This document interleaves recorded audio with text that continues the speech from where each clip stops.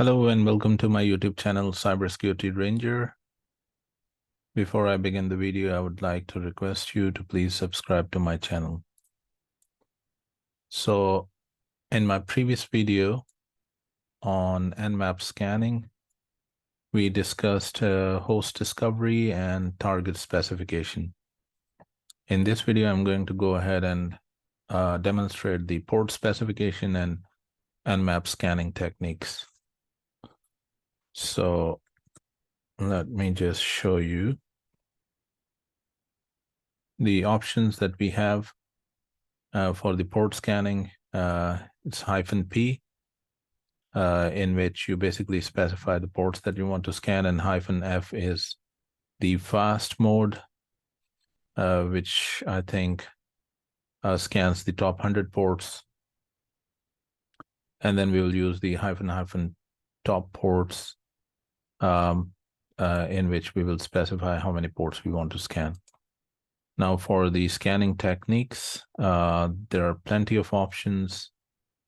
We are going to use some of them, and I'll discuss what each of these scanning techniques mean. All right, so first of all, I'm going to use Discover to discover the targets on my network. So currently there are two virtual machines that I will target for port scanning, 130 and 147. All right, so first of all, -P.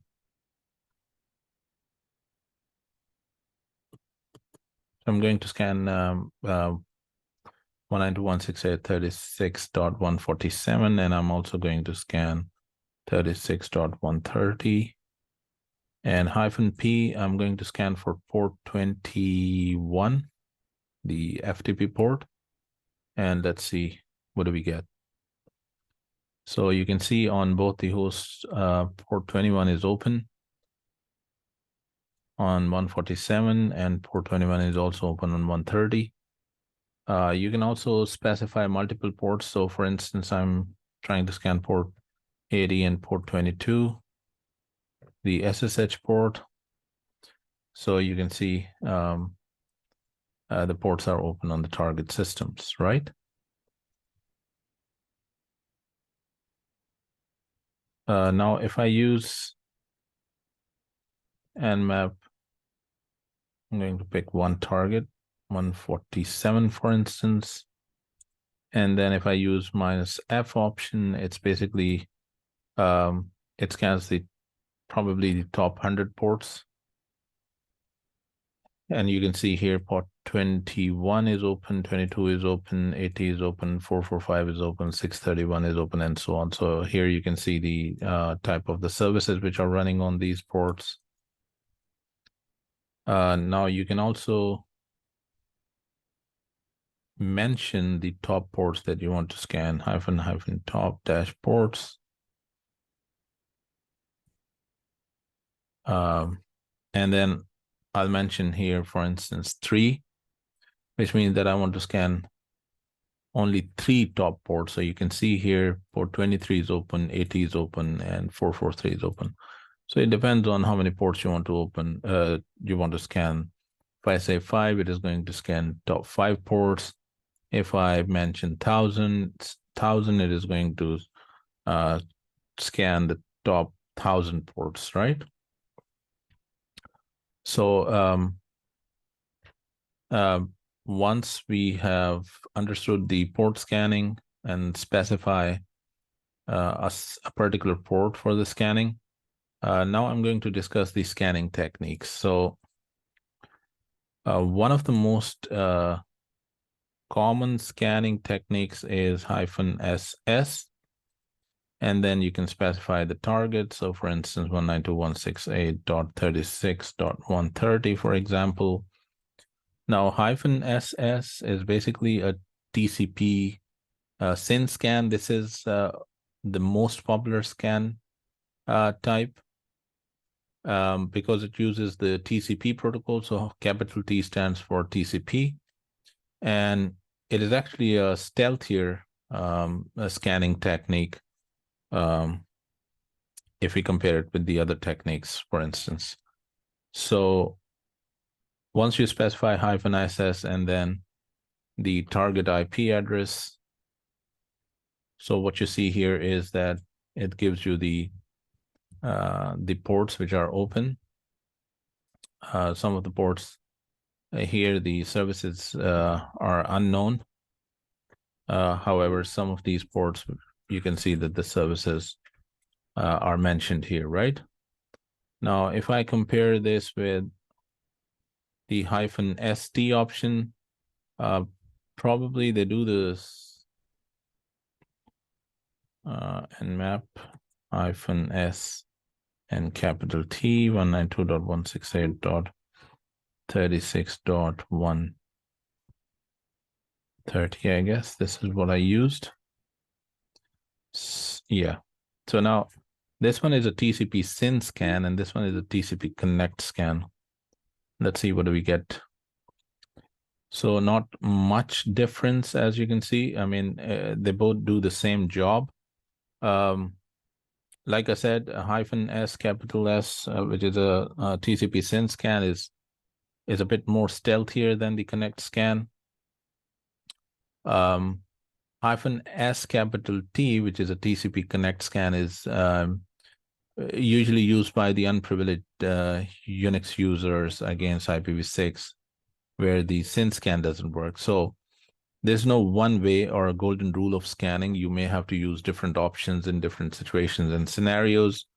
One thing you must also notice here is that the protocols that are mentioned here, or the services that are mentioned here, by using either a TCP SYN scan or using a TCP Connect scan, these services, basically, they use the TCP protocol, right? So those services which are using the UDP protocol, they are not mentioned here, which basically means that if you are looking for the UDP scan for the UDP services, you have to use a different option, which I will just show you now. But most of the security auditors, they usually ignore the UDP services. However, you may find vulnerable services running on the UDP ports as well. So never ignore the UDP.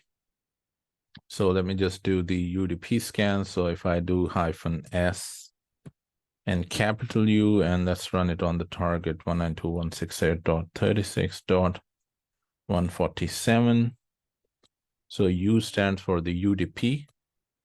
So it is going to only scan the UDP services, not the TCP services.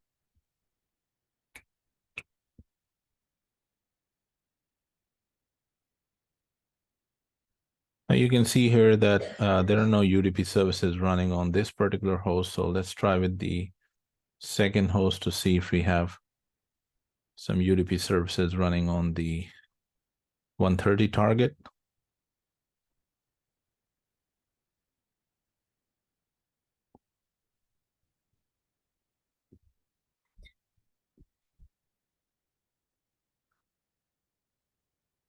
Just takes a little bit of time. So UDP usually takes more time than the TCP, which is understandable.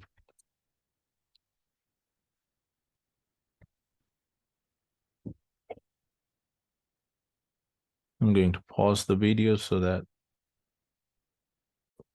All right, so I'm running this in the verbose mode. And like I said, it's the UDP scan is a bit slower than the TCP scan or the TCP SYN scan or the TCP Connect scan. So you can see here the -SU, I'm scanning the UDP ports on 130 and 147 in the verbose mode. -V is for the verbose. So I can see how much percentage of the scan has completed. So on the first host, probably on 147, there are no UDP ports open. However, you can see here that on 130, the scan is still going on. Almost 77% is completed, and it has discovered one UDP port 1900, which is open. So let's just keep on working, and while this scan will complete, let's go to the other options in the second terminal. Then we have another scan. It's called NMAP -S and capital A. So capital A is basically the ACK scan or the acknowledgement scan. If you look at the TCP flags, you will actually know all of these flags and the meaning.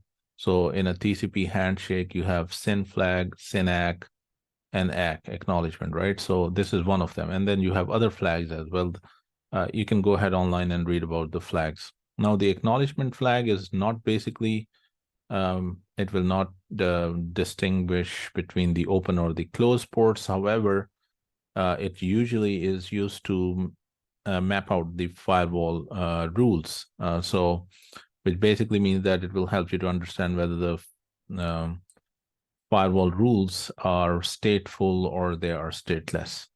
Like I said, it won't give you any open ports or anything. So let's just run this scan and against 147 to see what is the outcome. So you can see here, it does not give you the status of the port, whether it is open or closed, but it does give you the services which are running. And like I said, this ACK scan is good for finding out the firewall or the firewall rules, whether they are there, whether they are the stateful rules or the stateless firewall rules, right? And then there are plenty of other options. I'm not going to run all of them, but I will just show you. So you have NMAP -SX. It's basically an XMAS scan. XMAS scan basically uses all the flags. So it uses the SYN flag, the SYN ACK flag, the ACK flag, the FIN flag, the null flag. So it basically sets all the flags to 1, and then tries to perform the scan. Again, it may or may not be effective in some. All right, so like I said, it may or may not be effective in some situations. However, it is one of the most stealthiest way to perform scanning if there is an IDS or firewall on the network. Now you can see here that the UDP scan has completed, and now you can see the UDP ports which are open on one of these targets. And like I said, sometimes these services which are running on the UDP ports, they might be vulnerable. So not only that you have to scan the TCP services, but you also have to scan the UDP services. All right. Another important scan, which you must know, is going to clear the screen. NMAP -S and V. Now this is a very important scan. It's called the version scan. So 192.168.36.147. And I'm also going to run it on 192.168.36.130. Now this scan will take some time, so I'm going to pause my video to save time. And once the scan is complete, I'm going to play the video again, record the video again, sorry. All right, the scan is completed. Took a while to complete the scan. Now let me show you the difference between the version scan and a normal scan. So I'm going to run here -SS 192.168.36.147. Now let me show you the difference between the two scans. So this is the version scan, the service version scan, and this is the normal TCP SYN scan. Now the difference, what you see here is that we have an additional column here that shows the version of each particular service that is running. So this is FTP service, and the version of this service is Pro FTP 1.3.5. However, in a simple TCP SYN scan, which is much faster, it only shows you the service. It doesn't show you the version of the service. Now here also you can see the SSH, open SSH is being used 6.6.1. And if I go to the second host, which is the Microsoft target, it has SL Mail running, and the version, it has Microsoft IAS, HTTPD 7.5, RPC, NetBIOS, and then you have other services, right? So the significance of finding out the version of the services is because this is the step where you can identify the service which might be vulnerable, and then you may choose to attack that particular service that that you see here. So it's a very important and significant scanning technique by using the version, but at the same time, it also generates a lot of traffic trying to figure out what services are running on the target system. Not very stealthy, but again, very important. Now, the next type of scan is -O. So -O basically means that it will try to find out the operating system on the target So let's just do it on one host with -O, 36.147. So it gives you the operating system which is running. -O is for the operating system, right? So while you can see the ports are open, but you can also see here at the bottom that it is running Linux 3.x. Linux kernel version is also given here, 3.2 to 4.9. These are the operating system details, right? And if I run it on 130, it should probably give me that it's a Windows operating system. Again, finding out the operating system is also very important because this is where you can actually specify the type of operating system, and then based on the operating system, you can decide what kind of attack vectors are you going to use against this target. So this is 130, which is using a Windows 7 operating system. Now, the last scan that I'm going to do is -A, 192.168.36.147. Or let's do it on 130, which is the Windows operating system, right? Now, -A is an aggressive scan, and I usually do not recommend aggressive scan because if you have an IDS or the firewall on the network, then obviously it is going to find out. An aggressive scan is usually not recommended, but I will show you what kind of details you're going to find out with the aggressive option. Again, this scan is going to take time, so I'll pause the video and start the recording again once the scan is done. All right, so it took a lot of time to complete, probably 8 to 8 minutes, I guess. So now you can see the aggressive scan gives you a lot of details. It gives you each of these ports which are open, the service, and then the version of the services, right? And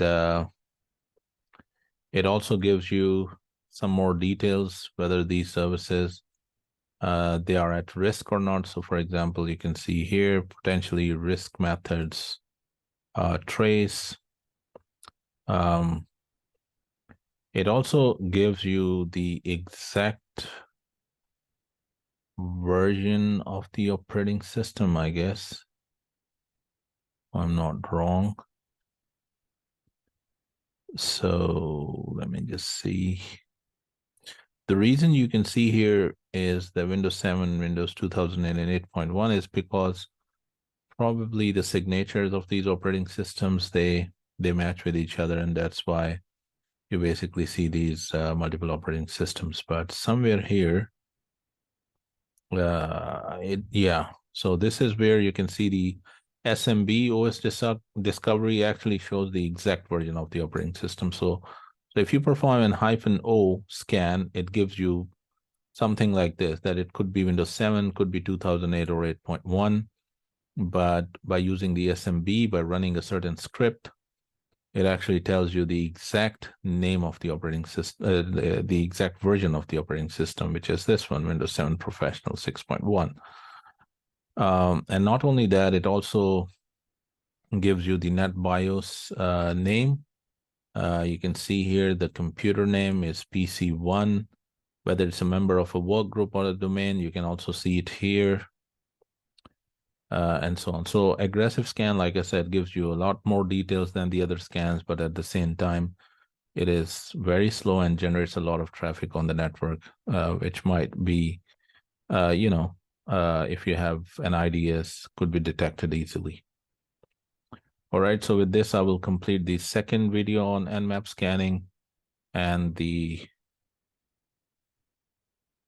other advanced scanning techniques, like how to evade the firewall or IDS. I'm going to make another video. Thank you for watching, and please subscribe to the channel.